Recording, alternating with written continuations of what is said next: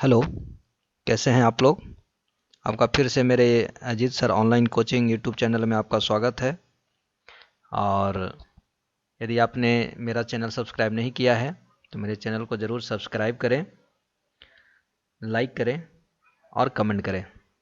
इसके साथ में मेरे इस ब्लॉग पर भी जा सकते हैं www.historyonline.co.in पर, और आपको बहुत सारी सामग्री आपको मिल जाएगी ताकि आप इतिहास से जुड़ी हुई हर चीज़ें जान सकें। तो चलते हैं अपने टॉपिक की ओर। तो आज का जो टॉपिक है वो है ईंट, मनके तथा अस्थियां, और ये फर्स्ट पार्ट है।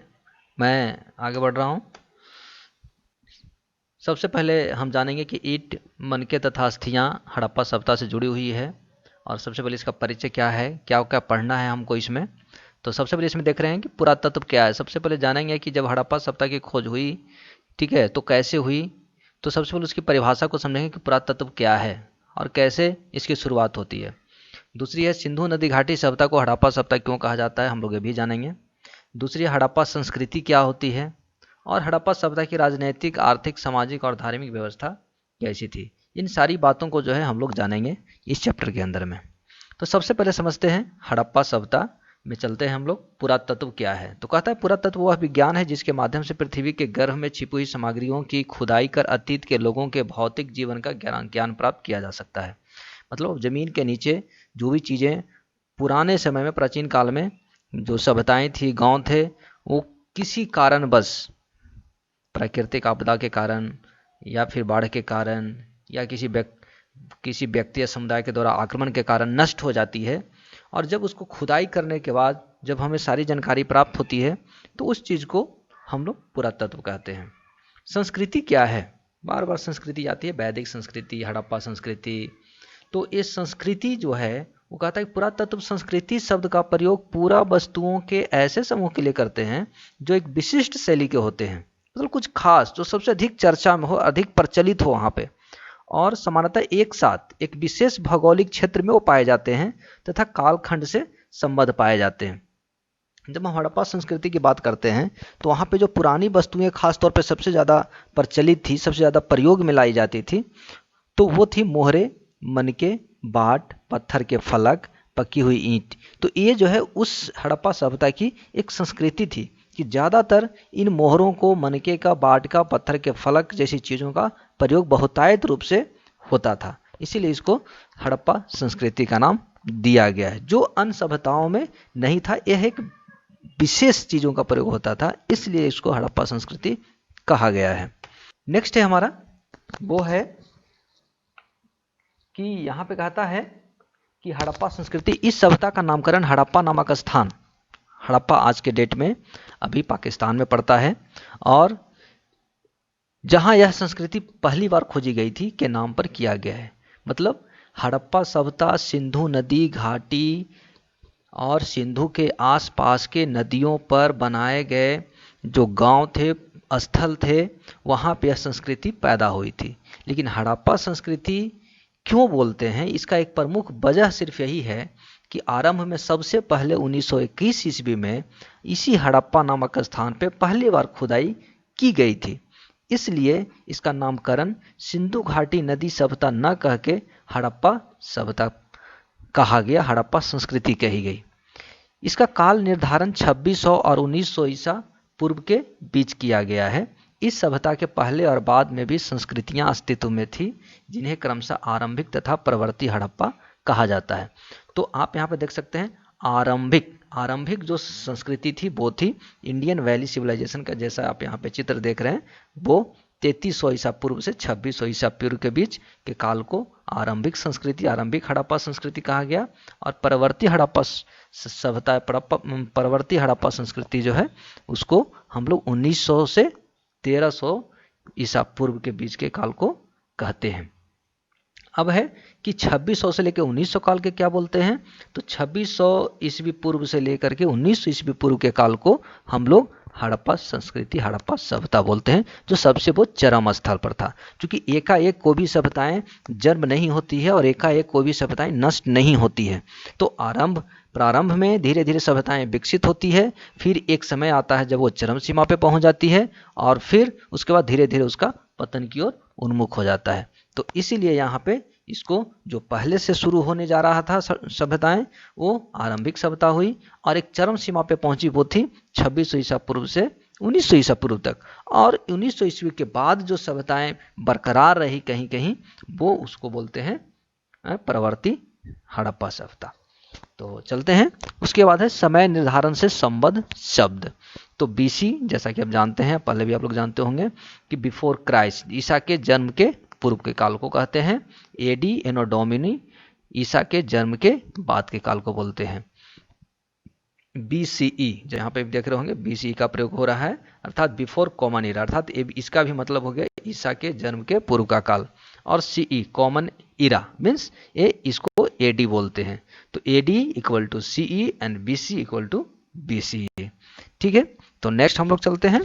तो आप यहाँ पे देख सकते हैं कि सिंधु घाटी सभ्यता से पहले भी कई सभ्यताएं अस्तित्व में थी, जिसका प्रभाव विशिष्ट मृदभांड, कृषि, पशुपालन तथा कुछ शिल्पकारी के साथ से पता चलता है। जैसा कि आपको मैंने पहले बताया कि हमारे पास आरंभिक सभ्यताएं भी थी, आरंभिक हड़प्पा सभ्यता भी थी, और उसके बाद एक चरम सीमा पर हड़प्पा संस्कृति का डेवलपमेंट हुआ, और उसके बाद फिर वो धीरे धीरे हुआ, जब पतन की ओर जा रही थी तो उस पतन को परवर्ती हड़प्पा सभ्यता कहा गया।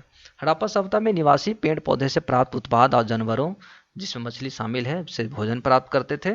इसके अलावा उत्खनन से गेहूं, दाल, सफेद चना और तिल भी मिले हैं, अर्थात इन सामग्रियों का भी, इन खाद्य फसलों का भी प्रयोग हड़प्पावासी करते थे। इसके अलावा जानवरों की हड्डियों में भेड़, बकरी और सूअर की हड्डियां शामिल है, ये प्राप्त हुए वहां से। इसका मतलब ये सभी पालतू जानवर होंगे। मोहरों पर किए गए रेखांकन तथा मृन मृतियों से यह इंगित होता है कि खेत जोतने के लिए बैल का प्रयोग होता था। चोलिस्तान के स्थलों और बनवाली, हरियाणा से मिट्टी से बने हल भी मिले हैं। बनवाली से हल मिला है, तो ये प्रमाणित होता है कि उन लोग हल का प्रयोग खेतों में करते थे और फसल उपजाते थे। इसके अलावा कालीबंगा, ये भी पूरा स्थल है, राजस्थान में यह जगह है। यहाँ से जुते हुए खेत का साच मिला है, साथ लिखा गया, साच मिला है। फसलों में कटाई हेतु धातु के औजार का प्रयोग करते थे। इसके अलावा अफगानिस्तान में सोटघुई से नहर के प्रमाण मिले हैं, नहर से सिंचाई होती थी। धौलवीरा से जलाशयों का प्रयोग कृषि के लिए जल संचय हेतु किया जाता है। धौलवीरा गुजरात में पड़ता है। तो मतलब जो आज के परिस्थिति में हम लोग तालाब, गांव में तालाब देखते हैं, डोभा देखते हैं, पोखरा देखते हैं, उसी तरह उस समय भी सिंचाई करने के लिए जो है जलाशयों का प्रयोग होता था, ताकि कृषि अच्छी हो सके। इसके अलावा आप यहाँ पे देख रहे हैं, सारे चित्र देख रहे हैं, जिसका जो है प्रयोग उन लोग खेती के लिए करते थे। चलिए, इसके अलावा है सबसे प्रमुख जो विशेषता है हड़प्पा सभ्यता की, वो है नगर निर्माण योजना। नगर निर्माण योजना में हम लोग सबसे पहले देखेंगे कि हड़प्पा संस्कृति की सब प्रमुख विशेषता इसका नगर निर्माण योजना है। हड़प्पा एवं मोहनजोदड़ो की खुदाई में पूर्व एवं पश्चिम में 2 टीले मिले हैं। पूर्व एवं पश्चिम, ये भाग जो है ये दुर्ग कहलाता है पूर्व का, और ये पश्चिम निचला भाग है। पूर्व टीले पर नगर तथा पश्चिमी टीले पर दुर्ग स्थित था। दुर्ग में संभवतः शासक वर्ग के लोग रहते थे। दुर्ग में परीखा, प्रकार, द्वार, राजमार्ग, प्रसाद, सभा एवं जलाशय आदि वस्तु के सभी तत्व मिलते थे। मतलब ये जो पार्ट है, ये जो भाग आप देख रहे हैं, ये दुर्ग है, पूर्वी टीले पर बसा हुआ था। इनमें ज़्यादातर शासक वर्ग रहते थे। इन शासक वर्गों के सुरक्षा की जिम्मेवारी भी अपने लिए करते थे, इसलिए ये दुर्ग था। इसके लिए सुरक्षा हेतु एक बड़ा जो है परीखा बनाया जाता था, चारों तरफ इसको मतलब घेर दिया जाता था। द्वार बनाए जाते थे, राजमार्ग जाने के लिए बनाए जाते थे, भवन हुआ करते थे, सभागार हुआ करते थे। इसके अलावा जलाशय भी होते थे, ताकि पानी की व्यवस्था हो सके। प्रत्येक नगर में दुर्ग के बाहर निचले स्तर पर ईंटों के मकानों वाला एक नगर बसा था, जहां सामान्य लोग रहते थे। ये जो भाग देख रहे हैं निचला है, ये पश्चिमी टीला कहलाता है, और यहाँ पे सामान्य लोग रहते थे। नगरों के दुर्ग ऊंची और चौड़ी प्राचीरों में बुर्ज तथा मुख्य दिशाओं में द्वार बनाए गए थे। इनका निर्माण एक सुनियोजित योजना के आधार पर किया गया था। तो दुनिया में जो 4 प्रमुख सभ्यताएं बार बार मैं बता रहा हूँ, वो उन सभ्यताओं में जो सिंधु घाटी की सभ्यता है, जो हड़प्पा सभ्यता है, उसकी सबसे प्रमुख जो विशेषता है, जो प्रमुख इसकी जो फीचर्स हैं, वो है इसका मोहनजोदड़ो नगर योजना या हड़प्पा नगर योजना जिसको बोलते हैं हम लोग। सड़क व्यवस्था देखिए कि हड़प्पा सभ्यता में सड़क व्यवस्था कैसी थी। तो कहता है मोहनजोदड़ो की एक प्रमुख विशेषता उसकी सड़कें थी। यहाँ की मुख्य सॉरी थोड़ी सी प्रॉब्लम हो रही है, ज़्यादा स्क्रीन पे आ गया। यहाँ की मुख्य सड़क 9.15 मीटर चौड़ी थी, जिसे पुरातत्वविदों ने राजपथ कहा है। अन्य सड़कों की लंबाई 2.75 मीटर से 3.66 मीटर तक थी। तो आप ये देख रहे हैं सबसे चौड़ी सड़क जिसका जो है चौड़ाई 9.15 मीटर थी। तो लगभग 30 फीट के आसपास में यह जो है आएगा। तो 30 फीट की चौड़ाई होती थी। आज के डेट में उसको हम लोग टू लेन बोलते हैं। जाल पद्धति के आधार पर नगर नियोजन होने के कारण सड़कें एक दूसरे के समकोण पर काटती थी, जिनसे नगर कई खंडों में विभक्त हो जाता था। इस पद्धति को ऑक्सफोर्ड सर्कस के नाम से जानते हैं। सड़कें मिट्टी की बनी थी एवं इनकी सफाई की समुचित व्यवस्था भी होती थी। कूड़ा करकट इकट्ठा करने के लिए गड्ढे बनाए जाते थे या कूड़ेदान रखे जाते थे। तो आप देख सकते हैं कि उस समय भी जो राजपथ और सड़कें हुआ करती थी कितनी साफ सुथरी हुआ करती थी और बड़े ही जो है नियोजित तरीके से सड़क व्यवस्था भी बनाई जाती थी। जल निकास प्रणाली। जल निकास प्रणाली क्या है? हड़प्पा सभ्यता की नगर योजना की एक और भी बड़ी विशेषता है, वो है जल निकास प्रणाली। यहाँ के अधिकांश भवनों में निजी कुएं एवं स्नानागार होते थे। भवनों के कमरे, रसोई, स्नानागार, शौचालय आदि सभी का पानी भवन की छोटी छोटी नलियों से निकलकर गली की नाली में आता था। अब ये देख लीजिए यहाँ पे कि घर की नाली किससे जुड़ी हुई है, तो बाहर जो गली है उस नाली से जुड़ी हुई है, ताकि घर में पानी ना रहे, ना ही वह पानी बाहर गलियों में बहता रहे। तो साफ सफाई की विशेष ध्यान थी। गली की नाली को मुख्य सड़क के दोनों ओर बनी नालियों से जोड़ा जाता था, ताकि जो है घर की पानी जो गंदे पानी है वो निकल करके गली के नाली में चला जाए और गली के नाली का जो पानी है वो सड़क के किनारे बने हुए बड़े बड़े नालियों से निकलते हुए बाहर खेतों में गिर जाए। इसके अलावा एक होल भी होता था, जहाँ पे सपोज डेट वहाँ पे कचड़े यदि जमा हो गए तो उस मेन होल में चले जाते थे, जमा हो जाते हैं, बाद में उसको निकाल करके फेंक दिया जाता था। इसे पूरे नाली को साफ करने की आवश्यकता नहीं पड़ती थी। तो मुख्य सड़क के दोनों ओर बनी पक्की नालियों को पत्थरों अथवा शिलाओं द्वारा ढक दिया जाता था। नालियों की सफाई एवं कूड़ा करकट को निकालने के लिए बीच बीच में नर मोखे अर्थात मेन होल भी बनाए जाते थे। तो बड़ा ही सुंदर नगर निर्माण योजना थी। नेक्स्ट है स्नानागार। स्नानागार है तो स्नानागार में देखते हैं मोहनजोदड़ो का प्रमुख सार्वजनिक स्थल है यहाँ के विशाल दुर्ग में स्थित विशाल स्नानागार, जहाँ जैसा कि आप देख रहे हैं ये विशाल स्नानागार है। यह 39 फुट लंबा, 23 फुट चौड़ा और 8 फुट गहरा है। 39 फुट लंबा, 23 फुट चौड़ा और 8 फुट गहरा है। इसमें उतरने के लिए उत्तर एवं दक्षिण की ओर सीढ़ियां बनी है। स्नानागार का फर्श पक्की ईंटों से बनी है। संभवतः इस विशाल स्नानागार का उपयोग अनुष्ठानिक स्नान हेतु होता होगा। मार्शल महोदय ने इसे तत्कालीन विश्व का आश्चर्यजनक निर्माण कहा है। अर्थात उस समय इस प्रकार की व्यवस्था नहीं थी। देखिए कितनी पक्की ईंटों की बनी हुई है। और यहाँ तक कि ये जो स्नानागार है इसमें जो पानी जो रहता था तो गंदा ना हो जाए, इसलिए इस पानी को निकलने की भी व्यवस्था थी, ताकि गंदे पानी जो है बाहर निकल जाए। सॉरी। अन्नागार मोहनजोदड़ो में ही 45.72 मीटर लंबी और चौड़ाई 22.86 मीटर का एक अन्नागार भी मिला है। हड़प्पा के दुर्ग में भी 12 धन कोठार खोजे गए हैं। ये 2 कतारों में 6-6 की संख्या में है। प्रत्येक का आकार 15.23 मीटर गुने 6.09 मीटर चौड़ी है। अन्नागार का सोडरी व्यवस्था एक उच्च कोटि की थी। तो आप देख सकते हैं कि अन्नागार भी मिला है जहाँ पे अनाज रखे जाते थे, ताकि कई बार आपदाओं में जो है इसका प्रयोग होता था। इसके अलावा ईंट का भी देख रहे हैं यहाँ पे ईंट है, इस प्रकार की ईंट मिली है, पक्की ईंट मिली है। हड़प्पा संस्कृति के नगरों में प्रयुक्त ईंटें एक प्रमुख विशेषता थी।